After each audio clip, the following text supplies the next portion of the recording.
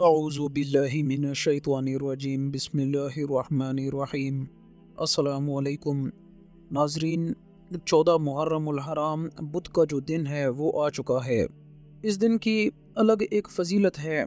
اس دن کے حوالے سے ایک وظیفہ ہے جو آپ کی خدمت میں لے کر حاضر ہوا ہوں۔ یہ جو چاند ہے یہ ہر جگہ پر بڑی خوبصورت روشنی بکھیرتا ہے، لیکن یہ پوری دنیا کے اوپر روشنی دیتا ہے، خوبصورتی پیدا کرتا ہے۔ بنانے والا اس کا کون ہے؟ میرا اللہ۔ اب یہ سوال پیدا ہوتا ہے کہ یہ کس کے لیے بنایا گیا؟ یہ جو 14ویں کا چاند ہے یہ پہلے چھوٹا، پھر بڑھا، پھر بڑا، پھر بڑا، یہ جو نظام چل رہا ہے یہ پھر پوری روشنائی کے ساتھ، پوری خوبصورتی کے ساتھ یہ چاند نکھر جاتا ہے، آسمانوں میں سب کو نظر آتا ہے۔ یہ جو چاند ہے، چاند جب آتا ہے ناظرین تو دوسری طرف میرے پیارے نبی پاک حضرت محمد مصطفیٰ صلی اللہ علیہ وسلم کا مبارک چہرہ 14ویں کے چاند سے بھی زیادہ اچھا۔ ایک مرتبہ چاند نکلا تھا تو رسول اللہ صلی اللہ علیہ وسلم کے پاس ایک صحابی آتا ہے اور فرماتا ہے، یا رسول اللہ صلی اللہ علیہ وسلم، میں چاند کو دیکھتا ہوں پھر آپ کے مبارک چہرے کو دیکھتا ہوں، مجھے دو فرق محسوس ہو رہے ہیں۔ تو رسول اللہ صلی اللہ علیہ وسلم نے فرمایا، کون سا؟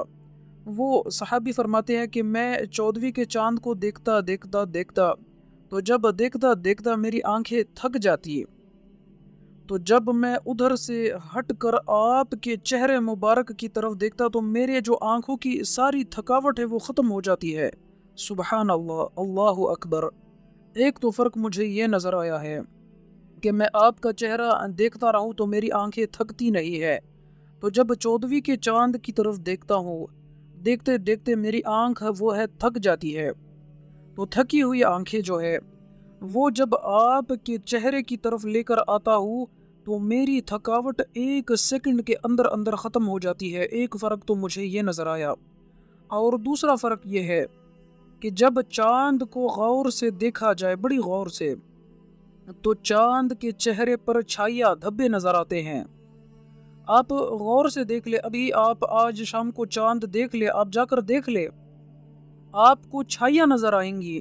لیکن وہ صحابی فرماتے ہیں، یا رسول اللہ صلی اللہ علیہ وسلم، اللہ رب العزت نے آپ کو اتنا خوبصورت بنا لیا ہے، اللہ کی قسم جب آپ کے چہرے کو دیکھتا ہوں تو دل وہ عش کرتا ہے، اتنا خوبصورت چہرہ۔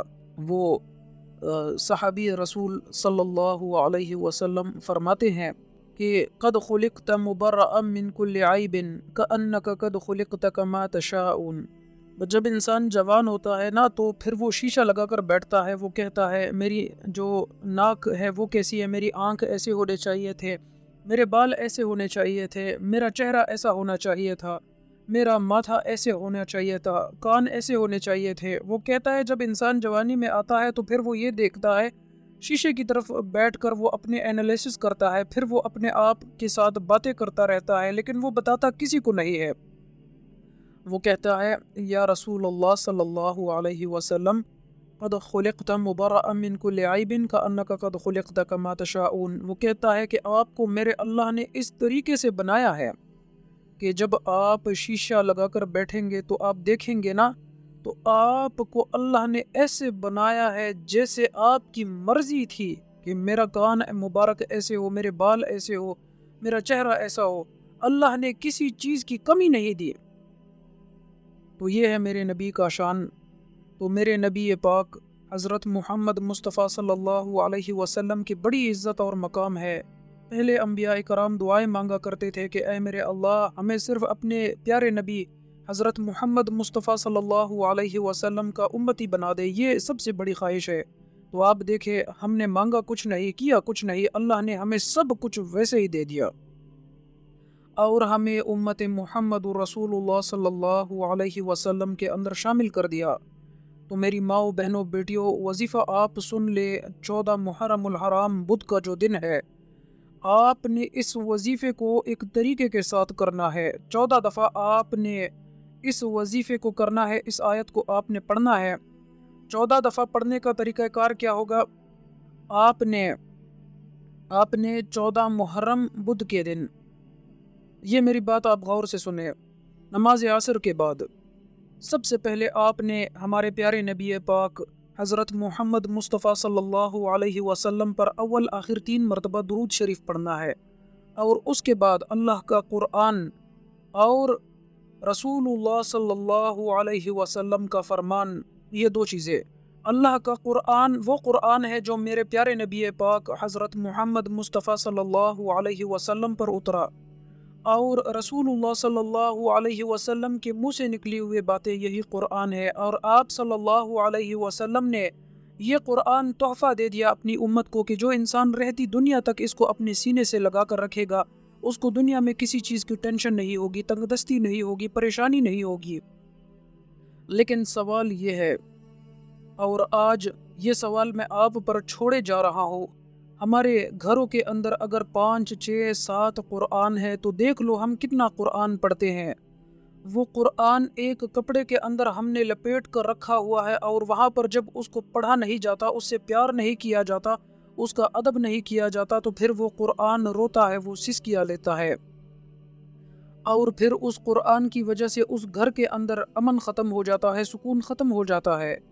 तो इसीलिए मेरे भाइयों मेरी बहनों, अगर आप अपने बच्चों को डॉक्टर बनाते हो, इंजीनियर बनाते हो, और कोई कोर्सेज वगैरह कराते हो, तो ये आप गौर करें कि मेरे रब का ये जो कुरान है वो तो किताब दुनिया ही है, ये दुनिया की भी सबसे बड़ी किताब और आखिरत के अंदर भी सबसे ज़्यादा फ़ायदा देने वाली ये किताब है।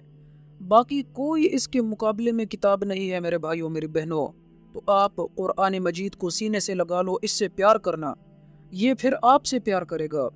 आपने इस कुरान के अंदर एक छोटी सी आयत है, ला इलाहा इल्ला अंता सुब्हानका इन्नी कुन्तु मिनज़-ज़ालिमीन, थंबनेल पर आपको नज़र आ रही है, ये आपने 14 मरतबा पढ़ना है, अव्वल आखिर 3 मरतबा दुरूद शरीफ के साथ। फिर आपने गिड़गिड़ा कर, रो कर अल्लाह से आपने मांगना है, ऐसे मांगना है कि आपके आंसू से जो आपकी दाढ़ी है वो तर हो जाए, आपके आंखों से ऐसे आंसू निकल जाए कि आपके आंसू को मेरा रब देख कर उसी वक्त फैसला कर दे।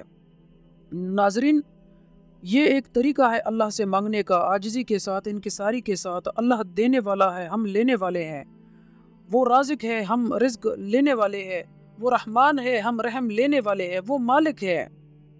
तो मेरे भाइयों मेरी बहनों मेरे दोस्तों, ये आपने गौर से सुनना है, इन बातों को अपने जहन में रखना है। इस वीडियो को सदक़ा जारिया की नीयत से आपने अपने दोस्तों के साथ शेयर ज़रूर करना है।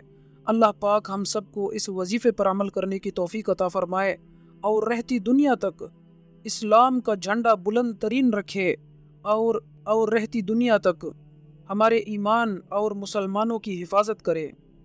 अल्लाह पाक हम सबको अमल करने की तौफ़ीक़ अता फ़रमाए। आमीन। अल्लाह हाफ़िज़।